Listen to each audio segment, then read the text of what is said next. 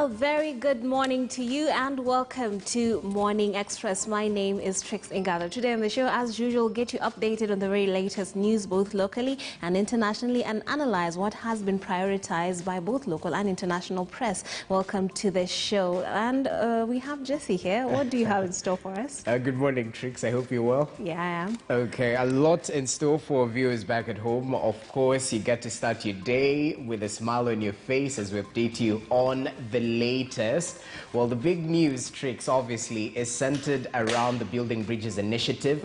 It has just gone to the next phase. IEBC has finished verifying the signatures, and there's no importance that the MCAs have held as of now. They actually hold the fate as it is for the next 3 months. They'll be deciding whether or not the BBI will go through, and after they approve or reject, or rather approve, it will go to Parliament and we'll see the whole process kick off. So this is just the initial stage, Trix. It's very big news and taking center stage both on the front pages of the Standard and the Daily Nation. And of course, we also have news on the economy. We're told about Uhuru putting cash where his debt is. We got that break from China, 6 months, and of course this is a very hot topic, made headlines across board yesterday. It's going to be interesting to hear about that. Are we going to talk about that today? Well, we definitely have to, especially when it touches on money matters. We've had talks. The government wants to raise the debt ceiling to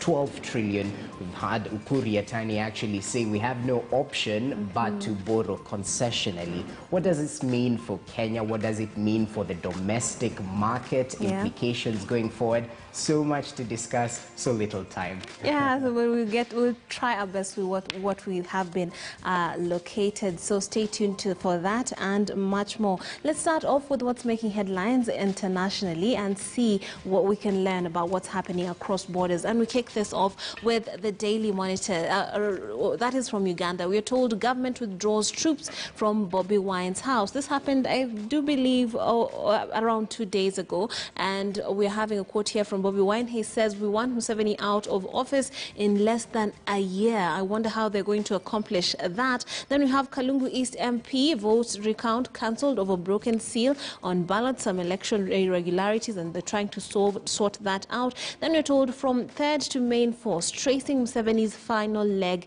in power. They have decided this is his final leg, and therefore they're taking a look at the history, and it is quite a bit of history right there. Take a look at this article and learn more about what's happening on that front. And their government is struggling to find ICT trained teachers. This is news from the education sector in Uganda. Take a look at that and learn more. They also have a tally on coronavirus infections. Let's take a look at the Rwanda Today website. It says trial of Hotel Rwanda hero to begin on February. This is Paul Rusesabagina. He's pictured right there. He has been in custody for some time. And then there's SADC loses 10 cabinet ministers to COVID-19 in just 2 weeks.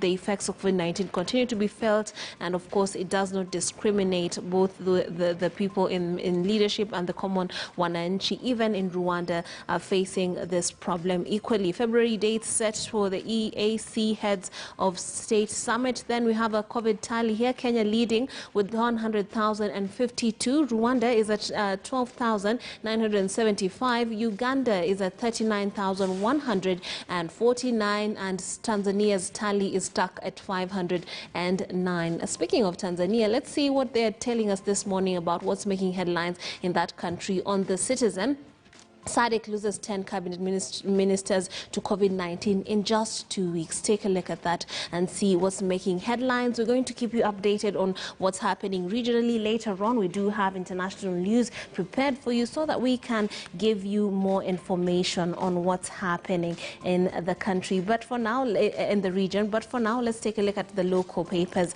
and find out what is making headlines. And with me via Zoom is Suleiman Bashir, who is an advocate, as well as Honorable Tom Odege, who is a legislator and also a unionist. Welcome to the show, gentlemen. Thank you. Okay, it has been a while. Karibu sana Mheshimiwa. It's good to see you on Morning Express once more. Now, let's take a look at what's making headlines. The BBI is the biggest story this morning. On the front page of the Standard, it says, which counties will dance to reggae, race to the ballot? They say the bill to amend the constitution moved to county assemblies after IEBC cleared more than 1 million signatures, and now all eyes are on MCAs who hold the key to moving the process to the next parliamentary stage and eventually to the people. And this is there's a similar, subhead there, a new sense of importance. And they're talking about the importance. They're talking about the MCAs. Never before in the country's history have MCAs wielded so much force. They have 3 months to decide the fate of the Building Bridges Initiative draft, and whichever way they vote changes the course of Kenya's politics for good. Honorable Odege, tell us what you make of this new front of the BBI initiative. Thank you very much. Happy New Year. Happy New Year to you too. Yeah, we are meeting for the first time this year. Yes. And thank God we are back on our normal studio business. Indeed. Yeah. When you look at the issue of BBI, we have come from far, and I think we are now approaching the end. Yeah. Some people are doubting this type of verification of signatures, but I'm happy it has come out very nicely and promising. Now the ball is in the County Assembly's court, and I'm not seeing much problem with it because the number of counties needed is something which is attainable. Okay. Yes. Well, how do you figure that, given, do you feel that the BBI initiative has that sort of support across the country, that this shouldn't be a worry for the proponents? When you look at the issues raised in the BBI, it might not be 100% perfect. Yes. But it has got a lot of gains for county governments. And if you look at now that this thing has gone back to them, the benefits are more for them than anybody else. So I don't think they can gamble with it. Okay. Okay.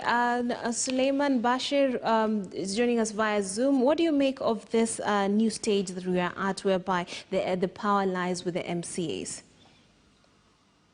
Thank you, Trix. I think the process has kick-started officially. Yeah. With the verification of the over 1 million signatures as done by the IEBC. Trix, I think the next thing that will happen, in line with Article 257(5) of the Constitution, is that the formal notification, I think, has been done by the chair to the county assembly speakers. Now the county assemblies will now have a sitting. Each of the 47 county assemblies shall have a sitting to consider the initiative. You see, Trix, the narrative there is a bit slim. They do not have a lot of powers over this. They simply can consider it. And there are only two ways of considering it. They either approve it or disapprove it. They either pass it or they reject the bill. That is power, don't you agree? Well, Trix, initially, I think when the way some Kenyans view it, or the way some of the MCAs initially viewed it, is that they will have certain extraneous powers, such as consider the contents of the bill. But the fact remains, the bill as drafted shall be placed before the assembly, and the assembly shall consider it. How? They will either pass it or reject it. True, that is indeed a certain latitude of power on their part. But then again, immediately they pass it, that is when the speaker of that specific assembly shall do a certificate of approval, and he will write to the speakers of both the National Assembly and the Senate. You see, Trix, what I expect is the promoters of this initiative, just to prove a point, just like they were doing with the signatures, because with the signatures, they were expected to just come with 1 million, but they ended up coming up with 4 million. I think to drive the point home, the promoters might end up targeting just more than the 24 counties to prove a point. So for the promoters of this initiative to prove the point that this is a national issue that is maybe appreciated by all the counties in this country, is, I think for them, they might even target close to 30 or even 40 of the county assemblies. So I think that is the kind of a message that the promoters of this bill are seeking to that is the kind of a point they might want to try. But then again, Trix, I think, in my view, I think getting the support of 24 county assemblies may not be so difficult to some extent. That's, I think, in my considered opinion, because I feel that as not a very strong or a very challenging issue as such. understand that the promoters of this bill already, when we look at their backyards and where they come from, yes, they will easily, from the look of things, attain that threshold. But I think what is really important is that any member of the county assembly who is not comfortable with the contents, to reject it. The members should be driven by their own ideologies. If a member is again comfortable with the contents, a member should pass it. Members of the of the county assemblies, my fear again is they might, some of them might end up just rejecting for political reasons, and some might on the flip pass it for political reasons, hoping that ultimately the referendum that will be undertaken by Kenyans will be the final thing. I think they should look at it objectively. If it is in the interest of the members of their county, they should pass it. If it is in the interest of the wider Kenyans, they should. If it is not, they should reject it. And I think that will form the next narrative. Okay, Honorable Odege, do you believe that this would be only based purely on the contents of the BBI? Can politics ever be put to the side and people just, or that the MCs just focus on the BBI initiative, the contents and what it bears for them in the future?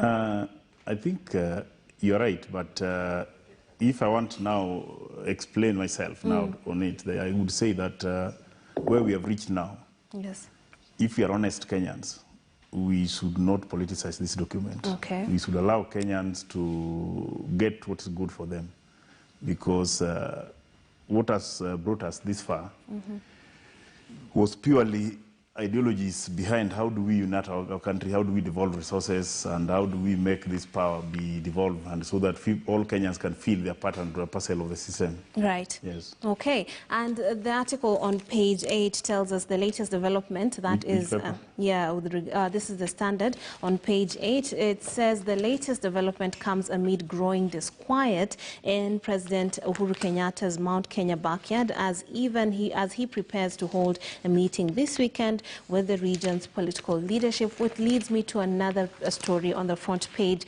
of the Standard. This tells us why vote-rich Mount Kenya is a swing region up for grabs. Although the election is after 18 months, all top presidential contenders are focused on Uhuru Kenyatta's backyard with the singular mission of wooing 4 million voters who will hold sway. What do you make of that analysis and the importance of Mount Kenya to whoever wants to take office after President Uhuru Kenyatta? Okay, it's important to note that Mount Kenya, they have a sizable number of votes. Yes. And anyone who wants to be the president of Kenya cannot ignore them. But I tend to differ a bit. Let us not put a lot of pressure on President Uhuru Kenyatta. Okay. Several people, like any other voter in Kenya, are free to make their independent choice.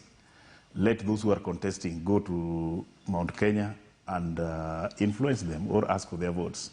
But let us not put a lot of pressure on Uhuru Kenyatta to deliver to anyone or anything. All those people who are looking for votes have ability to go and crisscross Mount Kenya region and convince them to vote for them.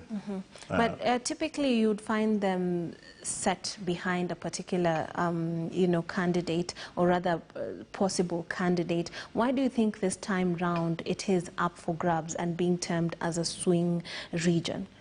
Number one, Uhuru Kenyatta is retiring. Kenyans are not seeing a possibility of another Mount Kenya candidate emerging to succeed Uhuru. They are not seeing the possibility, but those ones are things which can do happen in politics. Yeah. Even when Uhuru Kenyatta was coming up, people never believed he was coming up to be the president. People thought he was a joker. He still managed to be the president. So they also have the freedom of fielding a candidate to contest with alongside other candidates. Right. So let us view Mount Kenya region like any other side of this country, where people can crisscross freely and market their policies and get votes. Okay. Yeah. Bashir, what do you make of this question? Who will hold sway of the 4 million voters in the president's backyard?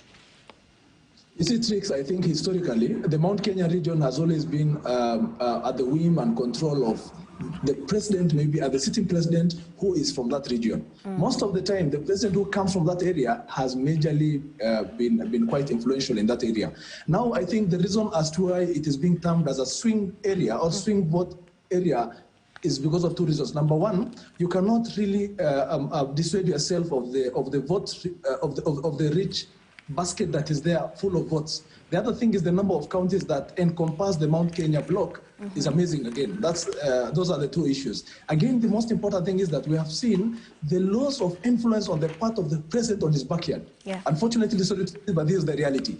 The deputy president has been able to make certain inroads and try and make certain influence within that region. We have actually witnessed the kind of uproar and disorderliness that has been witnessed over time in that region. Again, we have had two factions from that area, one who are pro the government and others who are critics of the government. Yes. I think now that tells you the position of the Mount Kenya region is not just as before. So this is the time, I think, maybe an external party who comes from outside the Mount Kenya block may make certain inroads within, certain incursions within that area, and maybe try to get certain chunk of votes. That is no doubt. And I think the other issue is it's because the head of state, the sitting president, in as much as he's from that area, seems to be paving the way for a new successor. And most likely, those who are now the front runners, maybe to succeed the sitting president, are not quote unquote from the Mount Kenya area again. So I think it's an area that we shall see people, we shall be making lots and lots of moves into. I think, Trix, the other issue that I actually wish to raise is, you have raised a very important question. This entire bill, is it a political document? Just to contribute to that. Go ahead, go ahead. And the Constitution can be amended by yourself, it can be amended by any other person. But look at it this way, the promoters of this initiative are politicians. The major beneficiaries of this initiative are politicians, by way of political offices. The major critics of this document or of this initiative are again politicians. Let us not lie to ourselves. This is a political document. It emanates from politicians. The major critics are politicians. Kenyans are not involved as such. We have just had Kenyans whose signatures have been collected. It has been tabled before the EBC, and now those who are pushing for it are the politicians. Compare that to this. If you and myself go to Kenyans, collect signatures, the kind of drive we shall make is quite different from the one we are now seeing. So in as much as we may say it's a drive to amend the Constitution, it will be a bit difficult to maybe term it as a non-political document. It is, unfortunately, indeed, a moment that we are trying to amend our Constitution, yes, but the biggest promoters of this initiative and the biggest beneficiaries in a certain way shall be the political class. Yeah, and now let's get back to the politics, but I do like the point that you have raised, and which is why I was asking, can we really shift our motivation from politics to actual issues that are being captured in the document, if at all? And even when it comes to education and awareness, most of those that are going out and telling the people about these documents are indeed politicians. Now, let's shift gears. On page 6, we're told why vote reach Mount Kenya is a new swing region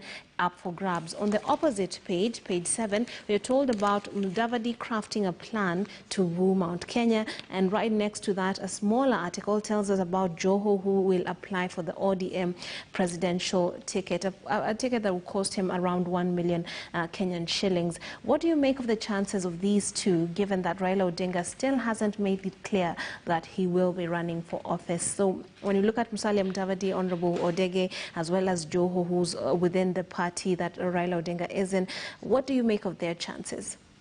Let me start with ODM party, where I serve as a member of parliament. Yes.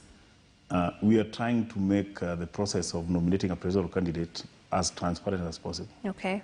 And we are trying also to allow anyone, any member who is willing to fly the ticket of the party, be given an opportunity to be heard and contest freely, so that we name a candidate. The fact that Raila Odinga has been our candidate, this will not scare people who are also willing to contest in the same post. The fact that Raila is quiet about declaring his candidature interest in the next presidency come 2022 was purely to give Kenyans room to have an environment where somebody will not come out and start blaming him of what they used to say before, that Raila was undercutting them. They could not do any meaningful development to the country. So Raila decided, now let's put politics to rest and allow the government to deliver on their promises.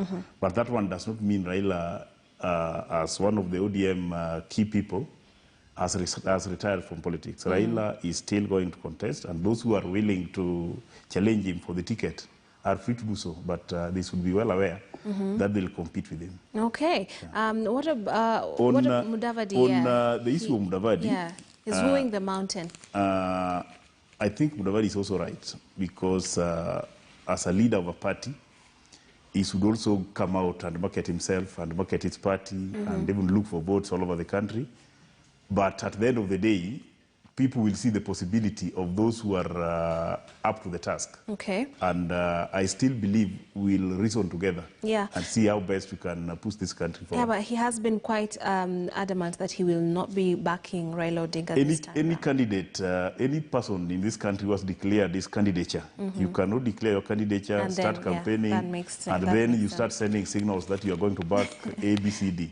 Yeah, those ones will come last minute when the realities shall have dawned in everyone. Indeed, yeah. Some do actually go all the way to the very end and decide, no, I shall throw my weight behind. Bashir, what do you make of these political ambitions of Joho's as well as Mudavadi's?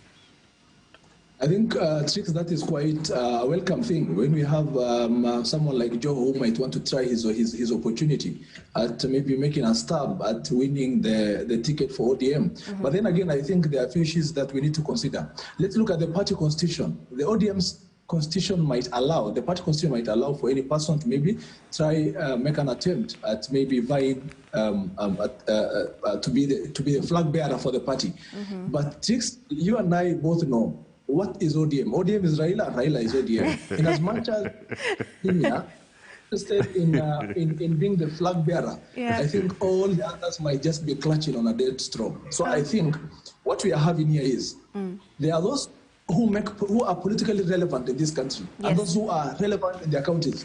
The likes of Joho might be relevant within the coastal area, but when you place him together with Raila, maybe try make a stab in maybe winning the party ticket. I think the result is already there. We can all see it. That is why, for some of us, in fact, for most of the smart journalists, the kind of predictions that they're making with respect to those who will vie for the presidency, some might end up arguing that they are making maybe false predictions, but that's not the case. They are informed by the reality on the ground. We do have the textbook theory, what the party constitution is about and what the reality is about. Unfortunately, the party is about the former prime minister. In the event we disassociate him with the party might, quote unquote, in my view, be no more. So it is about the individual, in fact.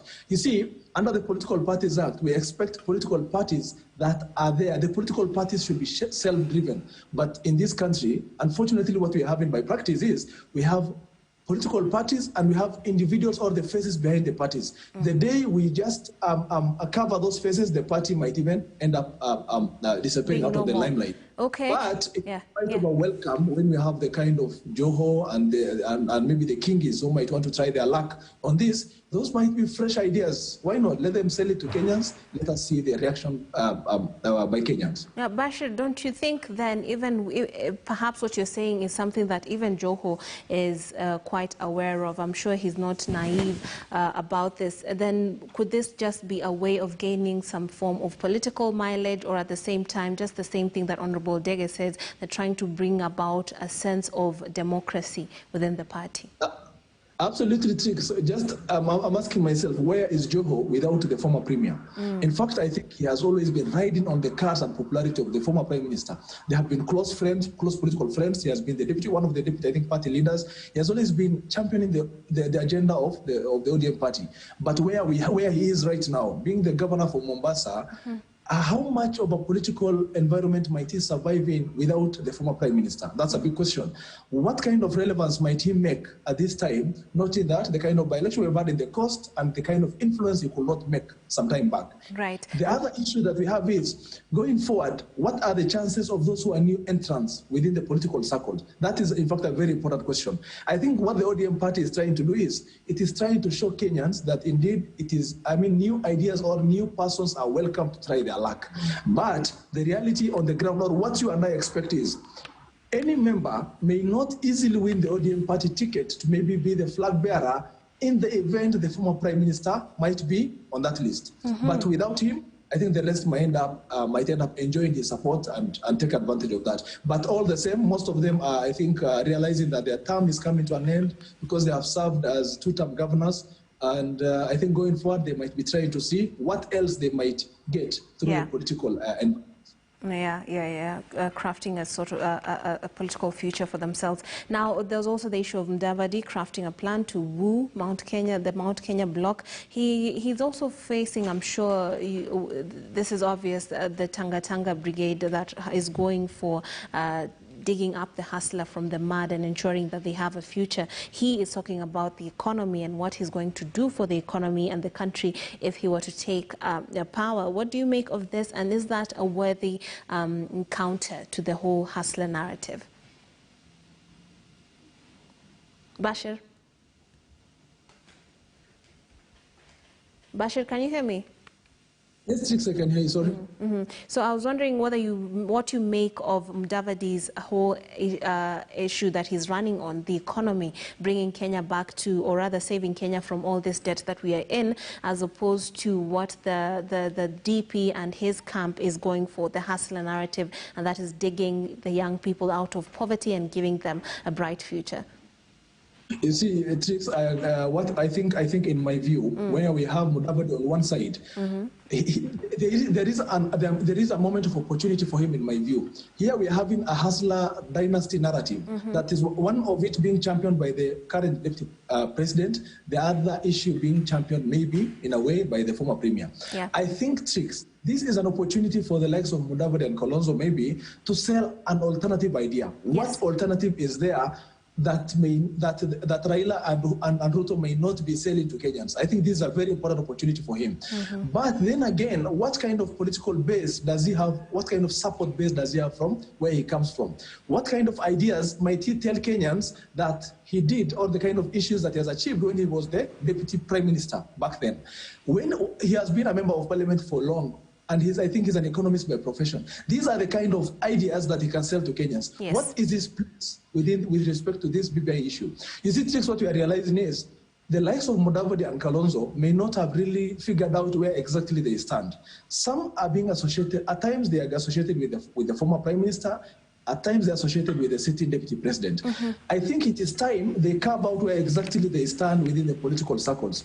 But there's a very huge opportunity for them. They need to share with Kenyans an alternative idea, an alternative to what Raila and Ruto are selling. That is the kind of an alternative the youth might end up appreciating, and the larger Kenyans, and that's how they might take advantage of this. Who even knows, one of these front runners might end up maybe saying Mudavadi Tosha, maybe to some extent with that. Who knows, that might even happen. But I think there's a very big opportunity for the two. And again, just to complete this, the kind of politics that Mudavadi might be playing or might be selling is a politics that is devoid of violence, by the way. In most of the rallies he has done, I think no single violence has ever been witnessed. Those are the kind of alternatives, I think, those are the kind of issues that he can show Kenyans with a view to telling them that I'm the best alternative to these two who are the front runners at the moment. All right.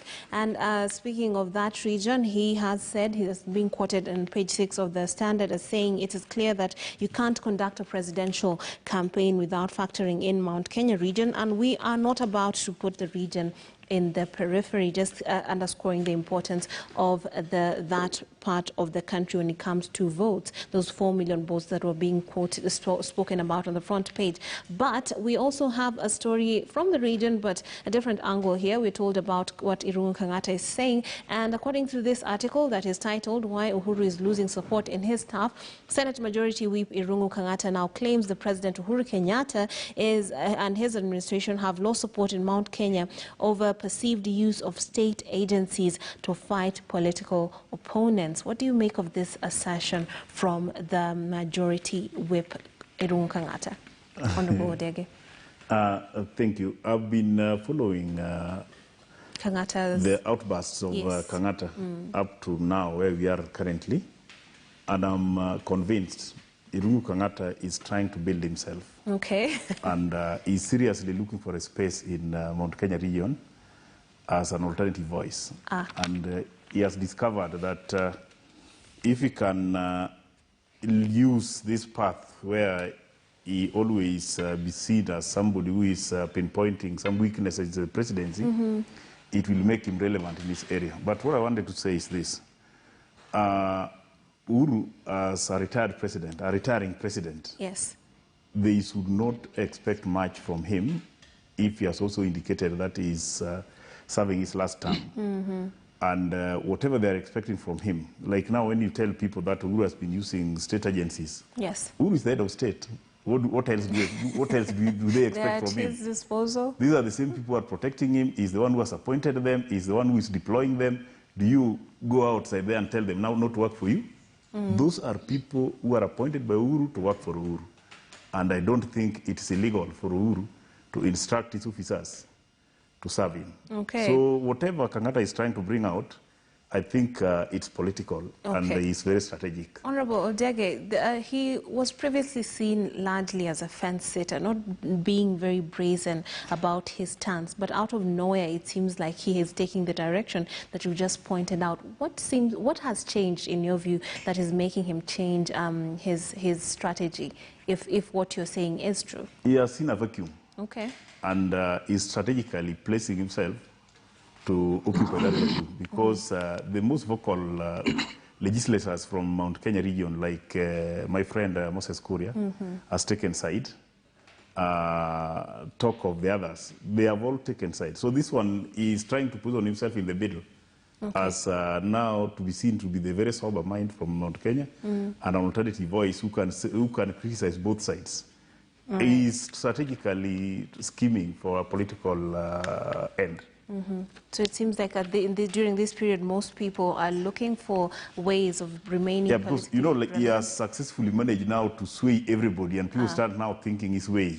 I think he's a smart politician. Okay, he's being smart. Now, Bashir, certain instances have been quoted in this article. He cited instances where those seen as allied to the Deputy President, William Ruto, have been targeted, when history will be written on why Mount Kenya politics drifted against government. EACC and the law enforcement agencies will partially feature. He cited chaos at rocked Kennel in October, saying the police tried to arrest politicians based on their political affiliations. Bashir, what do you make of that? Do you think it is only right that the president, as Honorable Odege says, uses the resources in his hands to, push for his agenda, or stop certain things or movements that are seen to be going against what he wants to happen in his backyard? You see, Trix, the assertions by the Senate majority whip, come at a time when recently we had seen a number of law firms that had been flagged for quote-unquote benefiting from the Nairobi County Assembly coffers. Okay. Unfortunately, Irungu Kangata and Company Advocates was in that list. I think partly he's coming up with these assertions at this time because I think he views the reason as to why the state might be after his law firm at this time might be because his law firm is taunted as quote-unquote having benefited from the Nairobi County government proceeds. It might be one of those law firms. It is indeed one of the law firms that is being investigated. I think this is a story that was in public domain, and being a member of the bar, this is an issue that has come to our attention. I think, again, the other issue that I wish to point out is Trix. Might someone like Irungu Kangata, who might want to sound reasonable to Kenyans, in the event he tries to maybe criticize the government, what are the chances of him being viewed as an independent-minded? I think the chances are very slim. Okay. It is automatic that any member who criticizes the head of state might be associated with the others. And in the others, I think in this instance, I mean, those who are now associated with the sitting deputy president. So I think in my view, Trix, the chances of the people of Mount Kenya region viewing, in as much as his ideas might be making sense, the chances of him being viewed as an independent-minded person might be very slim. All along, I think he has served as a member of parliament one time, and this is the second time that at this time he's serving as a senator. In both instances, he has won on the basis of the political party that is associated with the head of state, with the sitting president, who is coming from that backyard. The other issue that we wish to again appreciate is any sitting president, we need to know the amount of influence that he will have in the subsequent election. You see, until he hands over the baton, all along he is the one who will be in charge of He will be the head of security in this country. He'll be in charge of all the security apparatus. He'll be in charge of, he'll be the head of state and government. That means he should be someone that cannot be wished away. His stake and his opinion and his decision matters until the last day he hands over the presidency to the new successor. That is why yesterday he was saying that he is still a lion that is roaring and he will keep roaring until the last minute. I think it's very difficult to wish him away. This is the head of government. He will be the head of government until he hands over the mantle to the new president in the event maybe the time comes. So the kinds of the Kangatas that we are having, the chances of them making a criticism at the sitting president who is coming from that backyard, and for them to survive politically, I think it is a bigger puzzle that will be needed to be solved by themselves. Okay. Now, before we run out of time, I'd like you to shed some light on a story that has shocked the whole entire nation, and we are told on the page 2 of The Nation that the latest regarding this story is that the main suspect has been ruled as unfit to stand trial. This has to do with the murder of the Warunge family. 5 members were murdered, and the main suspect, the firstborn son. So the main suspect in this murder, and that happened in Kiambu, is not mentally fit. What does that mean, and how is this determined? Please help the viewers understand how this could be, how a case could culminate to this, and what would that mean in the view of pursuing justice, because we're dealing with a situation where 5 people actually died at the hands of this person allegedly.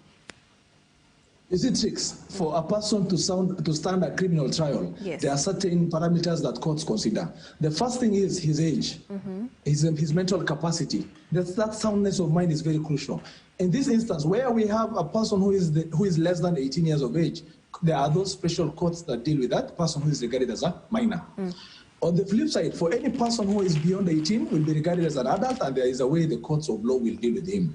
Now, the second issue that courts of law consider is the soundness of mind. That is the mental capacity.